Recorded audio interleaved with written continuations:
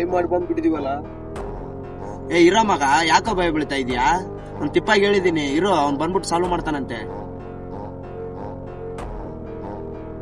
ಏನೋ ಮಗ, ಏನೋ ಮಾಡ್ಕೊಂಡಿದ್ದೀರಾ? ನಮ್ದೇನ್ ತಪ್ಪೇ ಇಲ್ಲ ಮಗ, ಅವನೇ ಮೇಲ್ ಬರ್ತಾ ಇದ್ದ. ಅದೇ ಮಗ, ನಿನ್ ಫ್ರೆಂಡ್ ಅವನಲ್ಲ. ಯಾರು, ರಾಹುಲ? ಹ್ಞೂ ಮಗ. ಯಾಕೆ ಮಗ, ಏನಾಯ್ತು?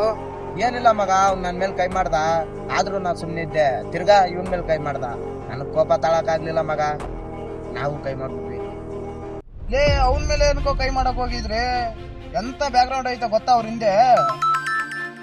ನೋಡು, ಅವನೇ ಫೋನ್ ಮಾಡ್ತಾನೆ. ಹಲೋ ಹಲೋ, ಹೇಳ ಮಗ. ಎಲ್ಲ ಇದ್ಯಾ? ಅವ್ರು ನಿಮ್ ಫ್ರೆಂಡ್ಸ್ ಇದಾರಲ್ಲ ಇಬ್ರು, ಅವ್ನ ತಾಯಿನೋ ಭೀಮ್ನೋ, ಅವ್ನು ನನ್ನ ಮೇಲೇನೆ ಕೈ ಮಾಡ್ಬಿಟ್ಟವ್ರೆ. ಅವ್ರು ಎಲ್ಲಿದಾರ ಅಂತ ಹೇಳ್ಬಿಡೋ ಸುಮ್ನೆ, ಇಲ್ಲಾಂದ್ರೆ ನಮ್ದು ನಿಂದು ಫ್ರೆಂಡ್ಶಿಪ್ ಉಳಿಯಲ್ಲ. ನೀ ನಂದು ನಿಂದು ಫ್ರೆಂಡ್ಶಿಪ್ ಆವಾಗ್ಲೇ ಹೋಯ್ತೋ. ನೀನ್ ಯಾವಾಗ ಅವ್ರ ಮೇಲೆ ಹೊಡಿಯಕ್ ಮನ್ಸು ಮಾಡ್ದಲ್ಲ ಆವಾಗ್ಲೇನೆ ಇಡು.